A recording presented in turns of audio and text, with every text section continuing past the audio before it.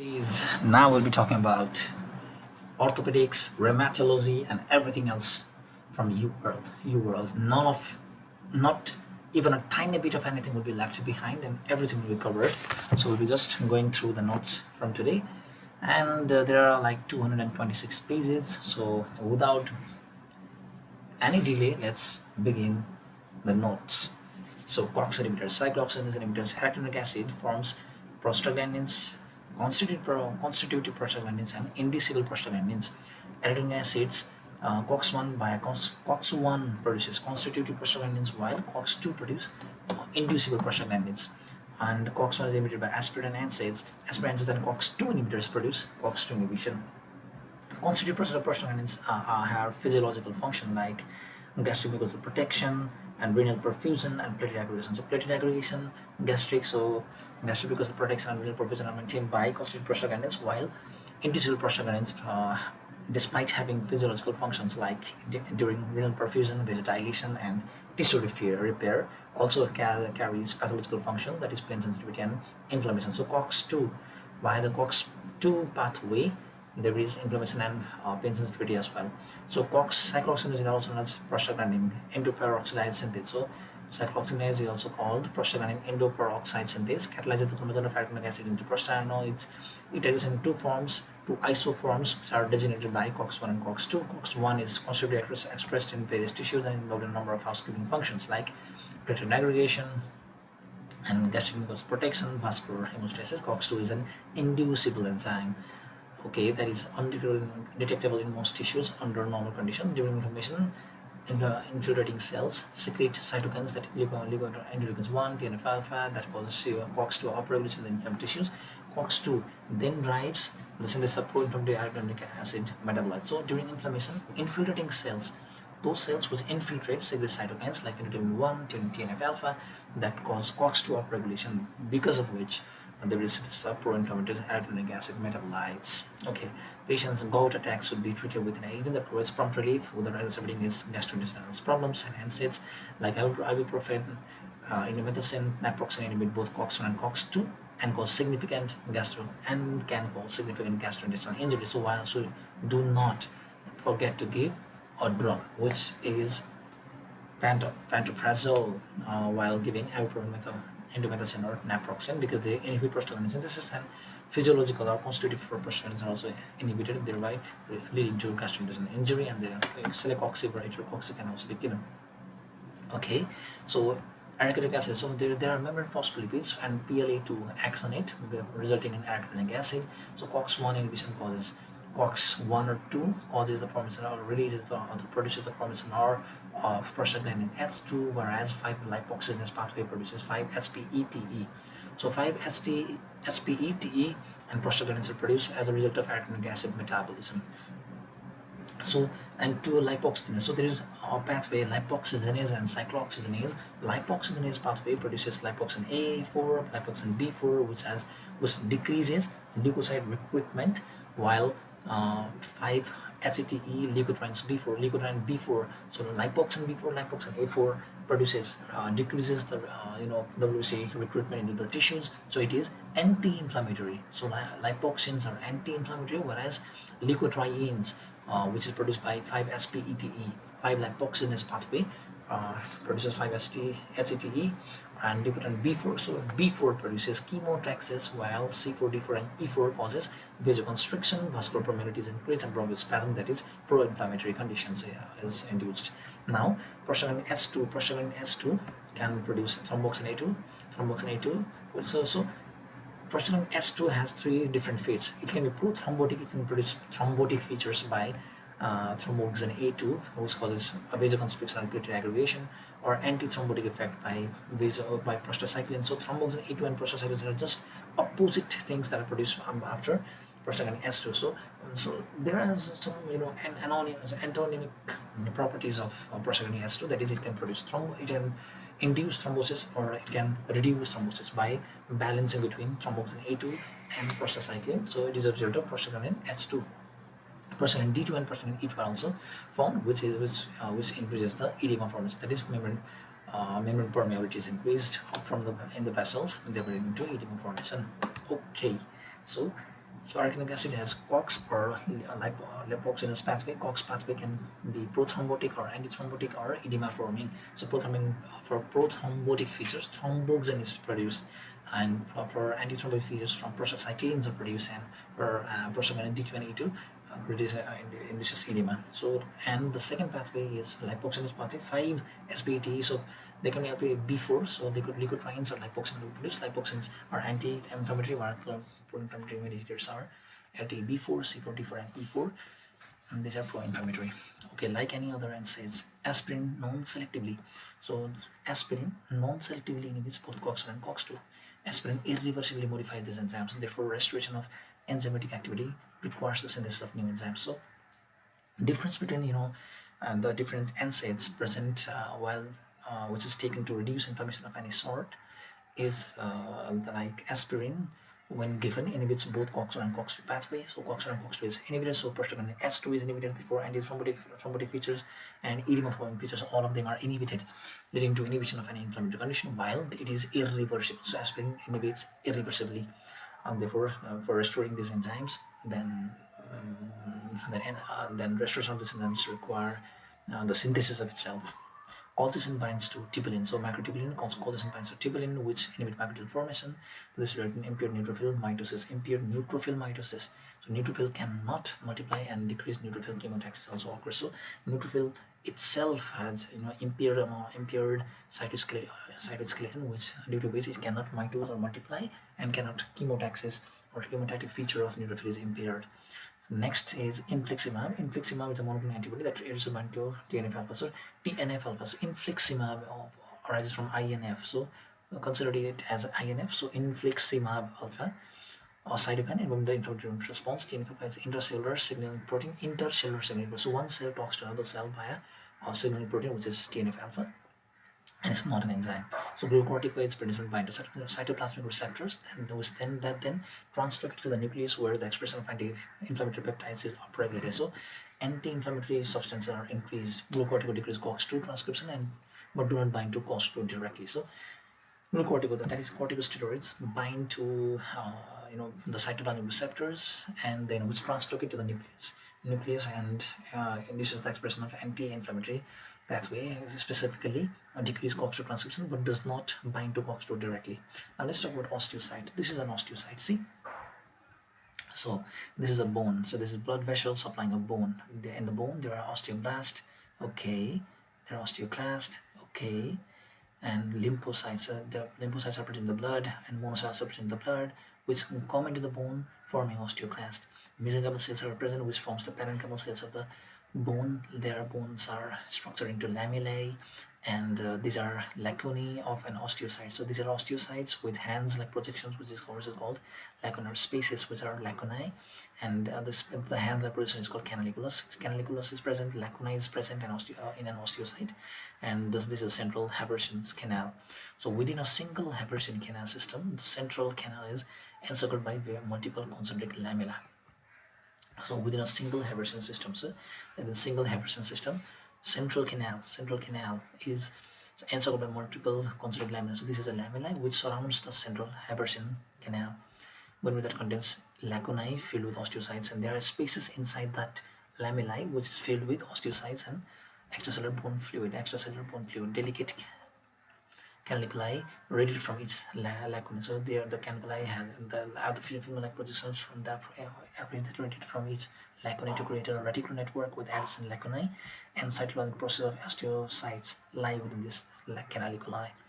This cytoplasmic processes send signal to and exchange nutrients and waste products with the osteocytes within neighboring lamella via gap junctions. So these cytoplasmic processes, these are cytoplasmic processes. These canaliculi are cytoplasmic processes that talk between one cell with the other. So these canaliculi help in exchanging nutrients and waste products with the osteocytes. Yeah, within neighboring lamellae via gap junctions. So there are some gap junctions in between these two osteocytes as well. So these two talk via gap junctions. Osteocytes serve to maintain the structure of mineralized matrix and control the short-term release and deposition of calcium, that is calcium hemostasis. The plasma calcium concentration indirectly dictates the concentration of calcium in the plasma dictates the metabolic activity of the osteocytes, while parathyroid hormone and calcitonin indirectly influence their metabolic activity. So concentration of plasma affects osteocytes or bone forming cells directly, while indirectly parathyroid hormone can influence the metabolic activity. Osteocytes can also sense mechanical stresses and send signals to moderate the activity of surface osteoblasts, thereby helping to regulate bone remodeling. All right, osteocytes can also sense mechanical stresses. So osteocytes also can also sense. Number one, osteocytes can sense calcium. Number two, mechanical stress, and they can send signals to modulate the activity of surface osteoblasts. So they regulate osteoblastic function.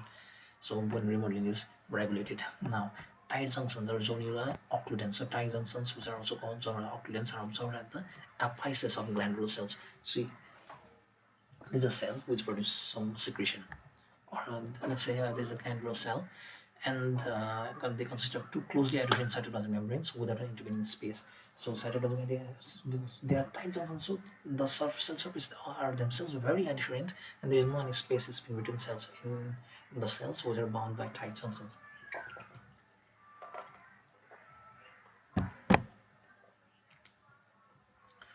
Okay, then thyroids are the first component of junctional complex. So they are the first component of the junctional complexes. Let's talk about hemidesmosomes. Hemidesmosomes are half desmosomes. Half desmosomes that extend from the basal surface of the keratinocyte. So, in the basal surface of the keratinocyte, there are some hemidesmosomes in the stratified squamous epithelium to attach to the basal lamina. Intermediate junctions, zona adherens, are delicate network of cytoplasmic filaments that radiate. Intermediate junctions or zona adherens are delicate network of cytoplasmic filaments. So, cytoplasm has some filaments that radiate from the cell membrane, and they join these female-like position hold each cell together. Intermediate junction are second component of the junctional complex. So first component of the junctional complex is tight junction or zona occludens, occludes, and the seconds are after tight junction there are intermediate junction. Tight intermediate junctions are present, which is the second complex of the junctional complex. And desmosomes are small circular adherent patches circumferentially placed around cells that comprise the third component of the junctional complex. So desmosomes are the third component of junctional complex. These patches are particularly common in stratified squamous epithelium and contribute significantly to the structural cohesiveness of tissues subject to mechanical stressors. Okay, colchicine, the preferred first-line treatment is NSAIDs, but they are contraindicated in patients with peptic ulcer history. So colchicine can be given oral or intra-articular glucocorticoids can be given. So they bind to tubulin, inhibits its polymerization into the microtubules, which disrupt cytoskeletal dependent functions like chemotaxis, phagotaxis. So most cells cannot move, neutrophils cannot move inside the inflamed area. Colchicine is administered initially at the first sign of a gout flare and can be repeated an hour later. So they can be given now and then an hour later. It may also be used prophylaxis while initiating urate-lowering therapy like allopurinol. So while initiating allopurinol, colchicine can also be used prophylactically. Important effects of colchicine include nausea, abdominal pain, and diarrhea. So diarrhea, which are most common at higher doses. So mitosis is also inhibited, so mitosis cannot occur and diarrhea results. Colchicine should be avoided in patients who are elderly or have severe renal dysfunction. All right. So let's talk about normal vitamin D metabolism. Normal vitamin B metabolism is 7-dehydrocholesterol is present in the skin. When UV rays falls on it, vitamin D2 and D3. D2 is orthocalciferol and D3 is cholecalciferol is formed. Our dietary intake can directly take orgo or cholecalciferol. 25-hydroxylase forms 25-hydroxy vitamin D, 125-hydroxy vitamin D by 1-alpha-hydroxylase in the kidneys.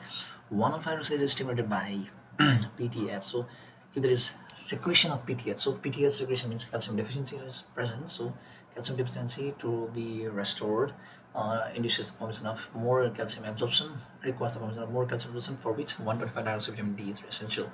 So 125-hydroxy vitamin D goes to the bone, increases bone remodeling, absorbs calcium from the small intestine and kidneys and parathyroid glands. PTH secretion is inhibited. All right, so it's the same thing that's written here. Synthesis of vitamin D begins in the skin. Cholecalciferol converts for 25-hydroxycholecalciferol, which is the primary body store of vitamin D, 25-hydroxylase, and 25-1 in the glomeruli, in the glomerulus of the kidneys, with vitamin D binding protein and deal with the proximal tubular cells, while alpha hydroxylase converts to 1-alpha 125-hydroxy vitamin D, the physiological active form. So it is the activity is controlled by PTS. So 1-alpha-hydroxylase is upregulated by PTS and inhibited by fibrous growth factor 23, FGF23. So FGF23 is similar to calcium, so it creates negative feedback on the cycle. So hence inhibiting 1-alpha-hydroxylase. Okay, opiate secreted by osteocytes in response to high level of 125. So 125 so 125 hydroxyvitamin D means more if there is higher secretion of 125 hydroxyvitamin D, it down regulates the production of 125 hydroxylase by secreting by stimulating or asking osteocytes to secrete FGF23, so also fibroblast growth factor 23. So secret results in impaired conversion of 25 hydroxyvitamin D to 125 hydroxyvitamin D due to the following factors. FGF23 levels increase early in CKD, causing direct inhibition of 1,1,5 hydroxylase. So CKD in CKD, so there is impaired conversion of there is decreased active vitamin D. Why? Because FJ23 levels increase early in CKD. So one of hydroxylase is inhibited. Why? FJ23 is secreted more, so it is inhibited. It inhibits one of hydroxylase. Number one, global filtration is reduced. Limits the delivery of 125 hydroxyvitamin D to proximal PCT. So PCT has what? 105 hydroxylase. So PCT has 105 hydroxylase function. So but now the GFR is decreased. Therefore, there is less 105 hydroxylase function. And the third reason is reduced functional renal mass limits the production of 105 hydroxylase. In CKD, there is a decreased number of cells in the kidney itself, so therefore decreased production of 105 hydroxylase. Inadequate production of 125 active form of vitamin D causes reduced intestinal absorption. This along with increased phosphate retention. So due to impaired glomerular and tubular function, there is more phosphate retention in the body, leads to compensatory increase in parathyroid hormone secretion, secondary hyperparathyroidism. So there is a high amount of phosphate. So to cause phosphaturia, there is PTS secretion is increased. So chronically increased PTS levels have a deleterious effect on bone metabolism, that is renal osteodystrophy. So if there is higher secretion of PTH, so PTS is secreted if PTS is secreted more, then it has deleterious effect on the bone metabolism. So the bone metabolism is severely affected, causing renal osteodystrophy. And second, parathyroidism is therefore associated with renal osteodystrophy and can cause weakening, bone and muscle pain, defective bone mineralization, and increased risk of fractures. So the initial step of vitamin D synthesis is driven by ultraviolet UV exposure in the skin. Factors that lead to vitamin D deficiency include inadequate sunlight exposure. In example, institutionalized elders who cannot go outside the sun, living at extreme latitudes, use of high-grade sunblock, nocturnal occupations, and heavily pigmented skin. All of these prevent, decrease the amount of vitamin D production in the body. 25 vitamin D deficiency due to inadequate 25 hydroxylase activity can be seen in patients with liver disease, but is uncommon and primarily seen in those with advanced cirrhosis. And vitamin D24 hydroxylase converts 25 125 hydroxyvitamin D into inactive 24 hydroxy metabolite. So you see there is something called hydroxylase, 105 hydroxylase, 25 hydroxylase, but there is also something called 24 hydroxylase, which converts 25 and active and the pre-active form of vitamin D into 24 hydroxylate metabolites, which is inactive. So it functions to degrade excess levels of vitamin D. So if there is more amount of vitamin D in the body, then 24 hydroxylase decreases this number, although it's expressed predominantly in the kidneys and maybe impaired in CKD. Loss of this enzyme would lead to higher vitamin D levels, and so would reduce rather than worsen the patient's symptoms. So higher vitamin D actually worsens the symptoms. Okay, so it is present in the kidneys itself. So loss of this enzyme. So if 24 hydroxylase is less, then there is higher number of vitamin D, and so it rather reduces or worsens the patient's symptoms. Now let's talk about ACL here. So ACL is anterior cruciate ligament. So ACL is anterior cruciate ligament is present here, and PCL is posterior cruciate ligament is present here. Middle meniscus, middle collateral ligament and lateral collateral ligament. Okay, lateral collateral ligament is bound to fibula. Okay, popliteal tendon runs in between these collateral ligaments. So in the lateral ligaments, this is articular catalase, and this femur, fibula, tibia, and transverse ligament is also present, and ACL theory is this. So ACL theory occurs. So ACL. So what is ACL? From where does ACL originate? It is all very important information. So ACL is an anterior cruciate ligament, originates from the lateral femoral condyle and courses anteriorly and medially to insert on the anterior intercondyle area of the tibia.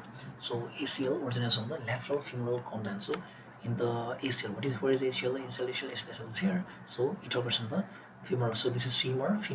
This is the middle part of the femur. Okay, this is the lateral part of the femur. So it originates from the lateral part of the femoral condyle. So it is called lateral femoral condyle and courses anteriorly and medially to insert in the anterior intercondylar area of the tibia. So it inserts into the intercondyle area. So there is condyle first, one condyle. This is second condyle, intercondyle area of the tibia,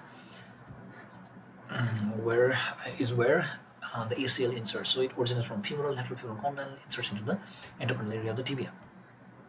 So what's its function is to prevent entry motion of the tibia. So if there's femur upwards and there's tibia downwards. So prevents the entry motion of tibia. Okay, with respect to the femur, although also it stabilizes the knee against rotator and valgus or varus forces. Also prevents it stabilizes the knee joint in general. So ACL is most commonly observed in non-contact sports that involve sudden changes in direction and excessive interrotation or lateral bending forces when landing from a jump. So when landing from a jump, there is sudden rotation of during any sporting activity, non-contact sports. So there's no any collision per se, but because of any sudden changes in the direction and excessive internal rotation or lateral rotation, or internal or medial or lateral rotation of bending forces when landing from a jump, then ACL tear is most commonly occurs. The middle genicular artery provides the primary supply to ACL, and injuries are characterized by rapid onset hemarthrosis and knee swelling. So medial. And so when ACL is torn, so when ACL anterocruciate ligament is torn, then the medial geniculate artery. So medial geniculate artery is ruptured, thereby leading to hemarthrosis and knee swelling.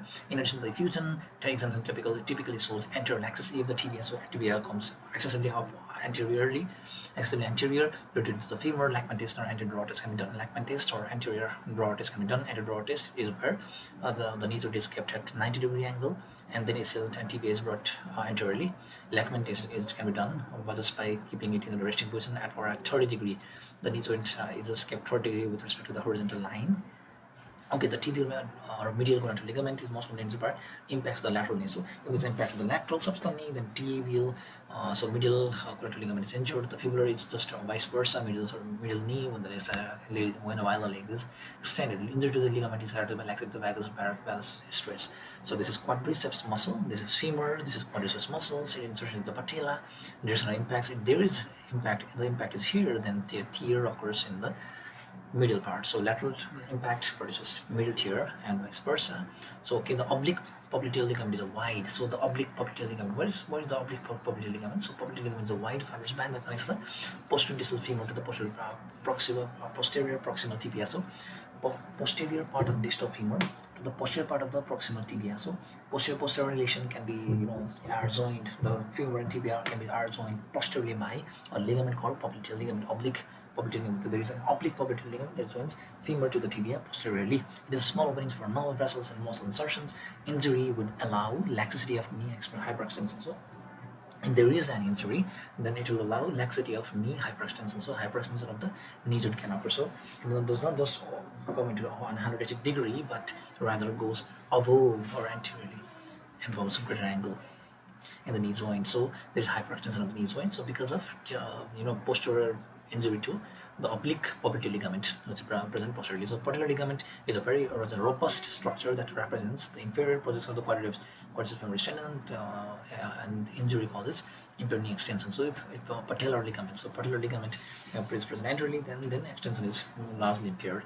Posterior cruciate ligament extends from medial condyle of the femur. Now it's just opposite. So from lateral to the anterior, into the middle anterior part is lateral femur to the anterior tibia, it is anterior cruciate ligament, and from medial femoral condyle to the posterior half of the tibia, it causes posterior cruciate ligament. So it decreases injury causes laxity of the tibia, to the femur, posterior draw test can be done. So this has already been discussed.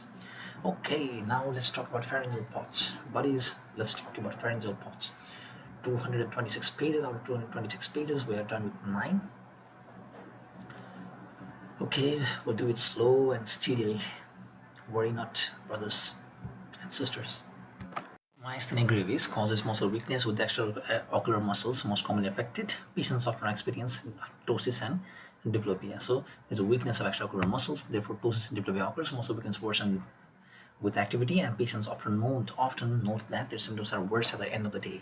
But the majority of patients with myasthenia gravis are found to have a thymoma or thymic hyperplasia. So at the end of the day, because of excessive muscle workings of the muscle, there is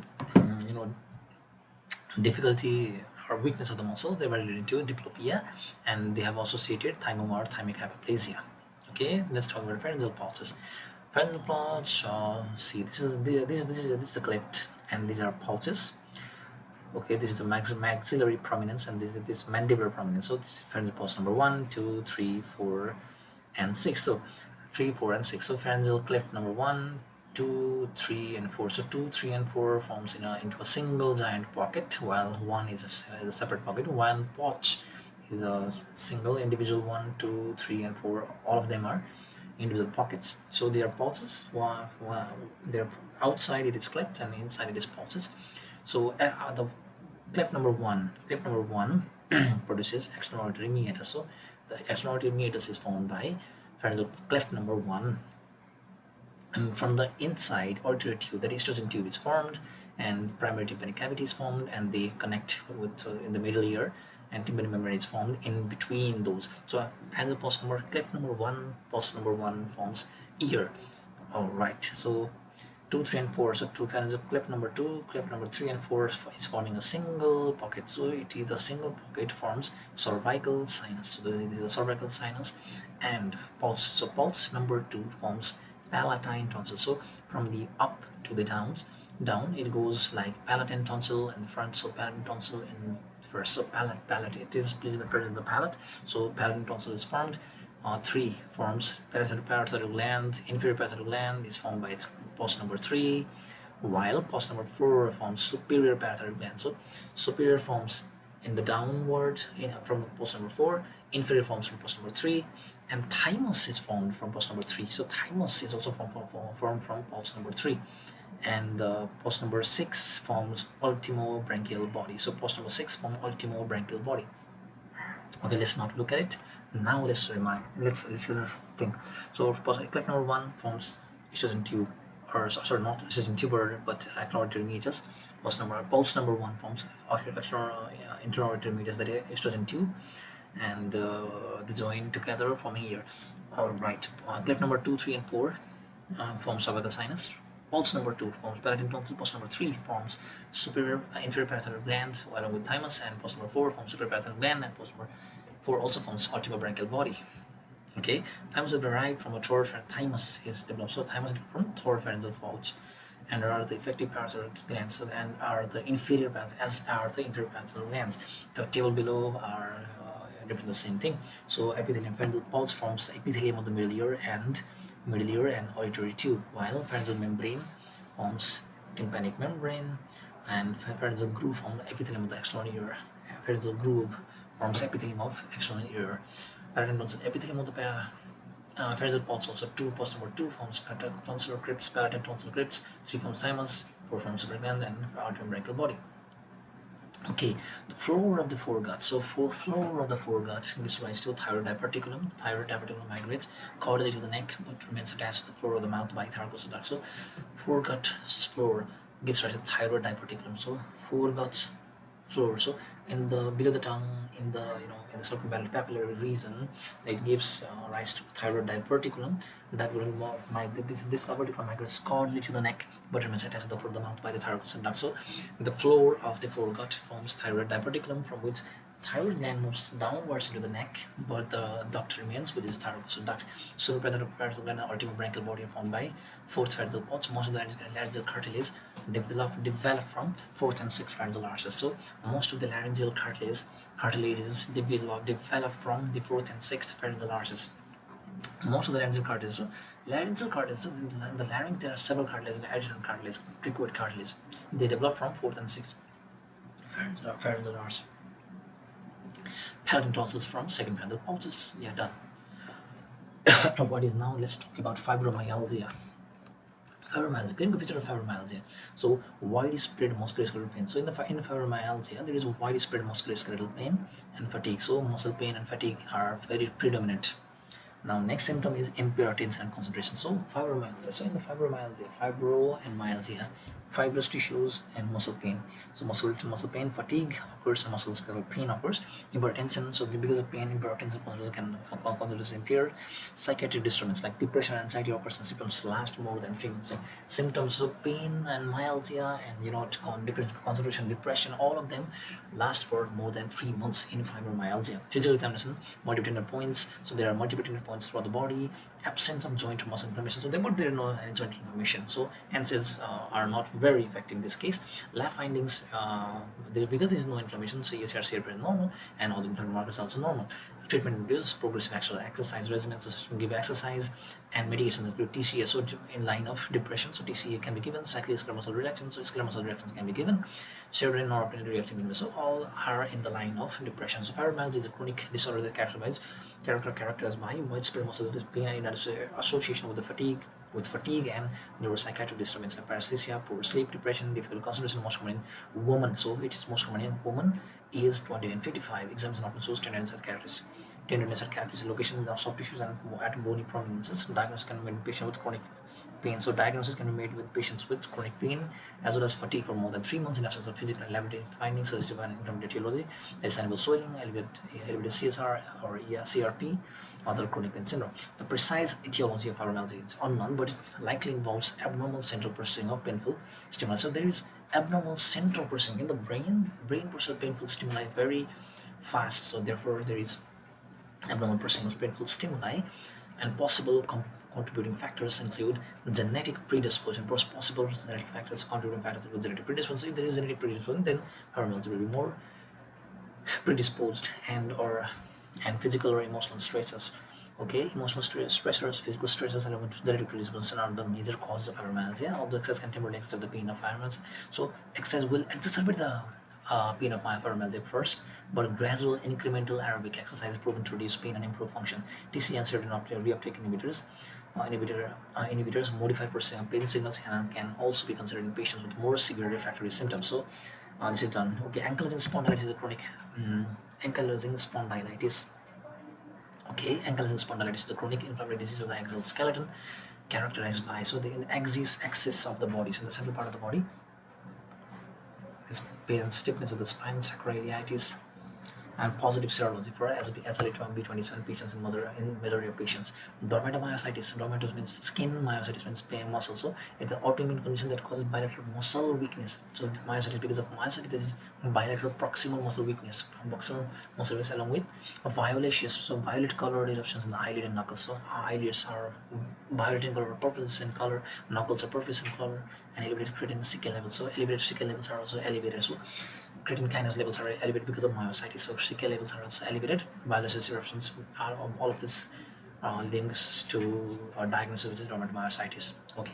Polymyalgia rheumatica. So polymyalgia, multiple muscle pain, rheumatica because of any autoimmune etiology is rheumatica. So PMR, polymyalgia rheumatica, is an inflammatory disorder that affects patients aged more than 50. So with those patients with more than 50 years of age, polymyalgia rheumatic. So for a rheumatic disorder to occur, so they occur usually late and more than 50 years of age, and cause subacute pain and stiffness in the shoulders and hips. So shoulders and the large ones, that is shoulders and hips, weight loss, fever, and malaise. So weight loss, fever, and malaise, it all points out to a very malignant disorder, but rather it is autoimmune disorder causing pain.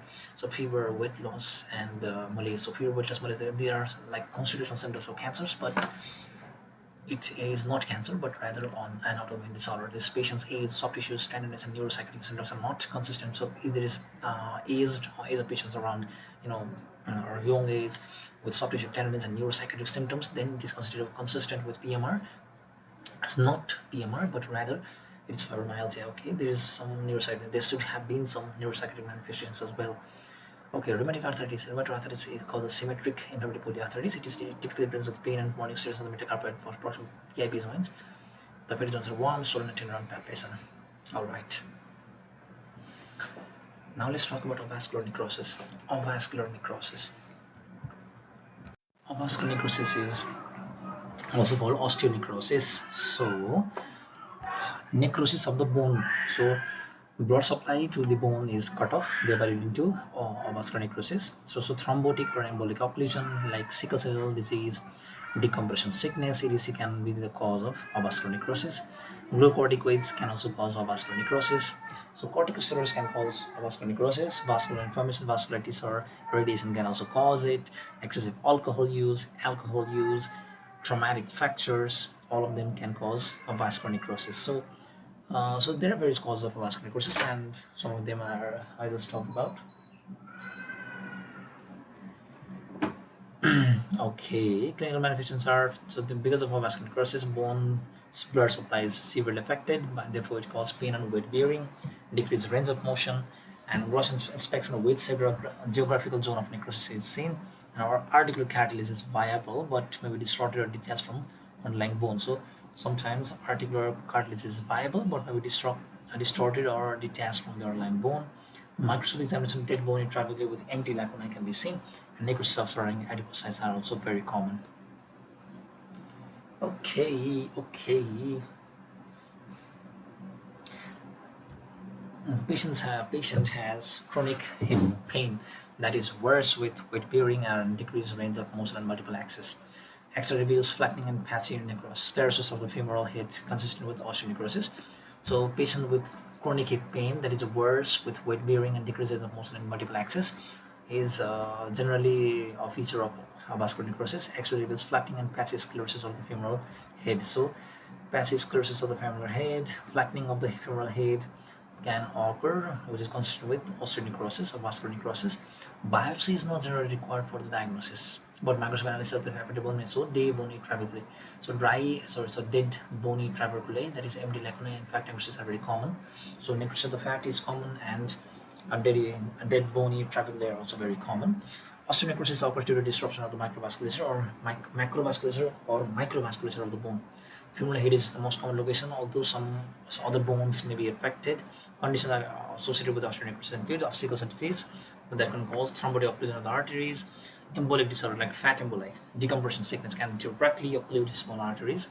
So any embolism can narrow the blood vessels, they were leading to osteovascular necrosis. High dose system of corticosteroids and excessive alcohol intake can cause fat embolism and adipocyte hypertrophy in the marrow. So adipocyte hypertrophy can also occur in the marrow. Vasculitis like systemic lupus erythematosus can injure the blood vessel wall, leading to distal ischemia, and femoral neck fractures can disrupt the medial circumflex femoral artery. So femoral neck fracture. If there is neck fracture in the femur, then medial circumflex femoral artery is affected, which is the main artery supplying the femoral head. So medial circumflex femoral artery is affected, leading to a vascular necrosis. So this is the femoral head arteries. So the femoral head is median circumflex femoral artery, and deep artery of thigh, and medial femoral circumflex artery, and this is lateral femoral artery, lateral circumflex femoral artery. So this is lateral femoral circumflex artery. So this is ischiofemoral ligament. So ischium and femoral joined together. Ischiofemoral ligament is this is ischiofemoral ligament, and iliopsoas tendon comes to attach to the medial surface of the femur, and anastomosis occur between you know medial and the lateral submucous femoral artery in the base of the femoral head. And retinacular arteries can be seen, subsynovial arteries, which on the posterior surface, posterior view of the femur.